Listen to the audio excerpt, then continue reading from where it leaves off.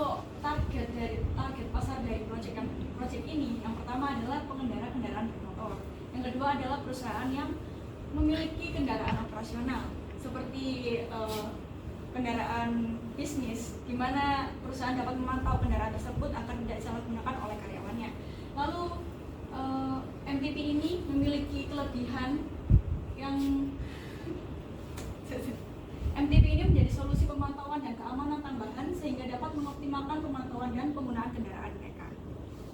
Lalu selanjutnya ada proses pembuatan aplikasi, di mana di sini saya menggunakan software Cordular. Cordular sendiri merupakan software yang kita di situ dapat membuat sebuah UI design beserta dengan programnya. Di sini dapat dilihat bahwa terdapat tampilan dari UI MTP, terdapat logo, lalu ada tombol get started, di mana jika tombol ditekan maka akan masuk ke halaman selanjutnya, yaitu di sini saya mengambil sampel halaman tracking, di mana halaman tracking ini menampilkan latitude dan longitude dari lokasi motor yang terpasang GPS atau terpasang modul MTP. Lalu untuk mendapatkannya sendiri kita memerlukan untuk menekan tombol get location. Lalu selanjutnya di sini terdapat blok programming dari Cordular itu sendiri.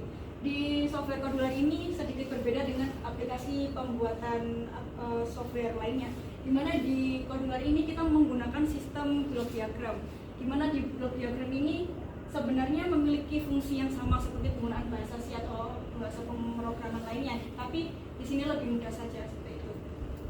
Dapat dilihat jika lebih dekat bahwa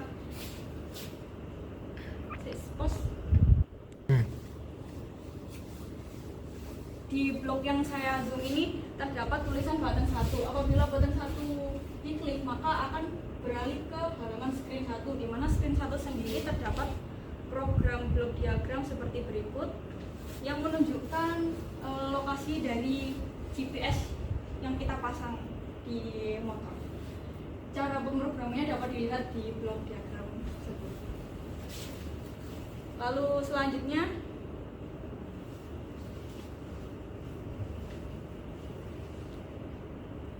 terdapat program program dari tampilan screen temperatur, di mana program ini akan memunculkan temperatur suhu dari mesin motor yang kita pasang alat MPP. Oke, ini merupakan konfigurasi MQTT untuk proyek MPP. Nah, fungsi dari MQTT ini sebagai broker, di mana menghubungkan dari data yang diterima oleh sensor yang kemudian diolah oleh microcontroller yang akan disambungkan ke UI UX, yaitu melalui MQTT. Oke, untuk pertama kita menggunakan online broker menggunakan FMQ, di mana kita harus membuat akun dulu.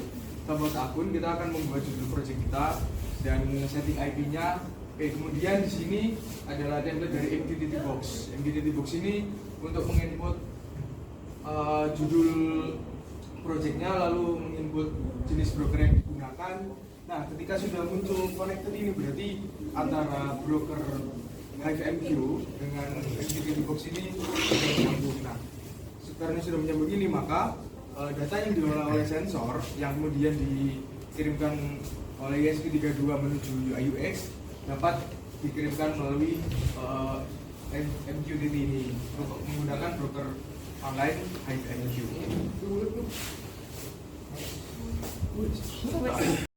Oke, baik. Di sini saya akan menjelaskan tentang hardware dari prototype MPP.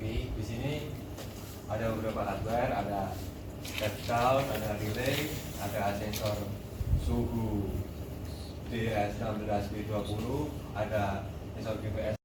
Oke, di sini ada step down, ini langsung dari API menuju ke step down. Jadi ini step down 12 volt ke 5 volt.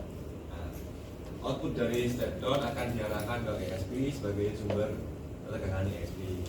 Nah, di ESP ini mengkonfigurasi sensor-sensor, ada sensor GPS dan ada sensor suhu.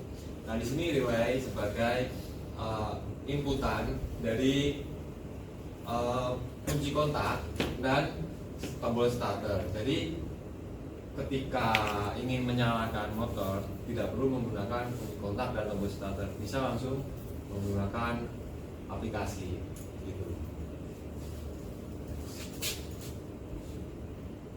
Nah, manfaat MTB ini adalah keamanan motor lebih terjamin dengan pelacakan real time dan pemberitahuan waktu lokasi yang dikirim.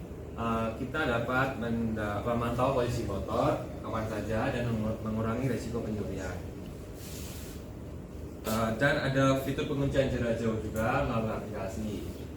Itu menambahkan keamanan ekstra. Lalu ada pengoperasian motor yang lebih mudah dan fleksibel. Itu IoT memungkinkan kita untuk menghidupkan motor atau mengunci starter melalui smartphone. Manfaat ini berguna jika Anda ingin memanaskan motor atau mengunci motor. Ketika ada lupa mungkin bisa dari jarak jauh bisa dikunci gitu. Dan menghindari hal-hal yang kurang aman lah. Jika kita lupa mematikan kan bisa jadi akinya itu tekor. Nah, itu nanti kita bisa mematikannya lewat HP. Lalu dan ketiga ada pemantauan kondisi mesin dan untuk perawatan yang lebih baik.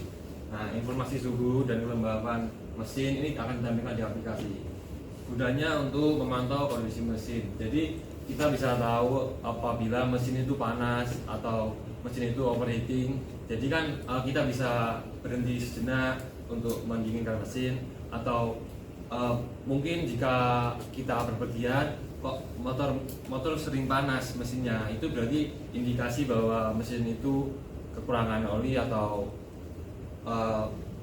air radiatornya habis.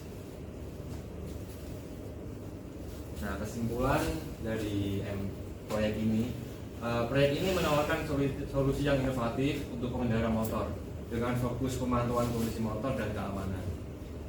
Dengan teknologi IoT, pengguna dapat memantau kesehatan kendaraan dan meningkatkan keamanan kendaraan mereka. Proyek ini akan menjanjikan peluang besar di pasar otomotif yang akan terus berkembang. Oke, mungkin sekian yang bisa saya sampaikan. Kurang lebih mohon maaf. Assalamualaikum warahmatullahi wabarakatuh.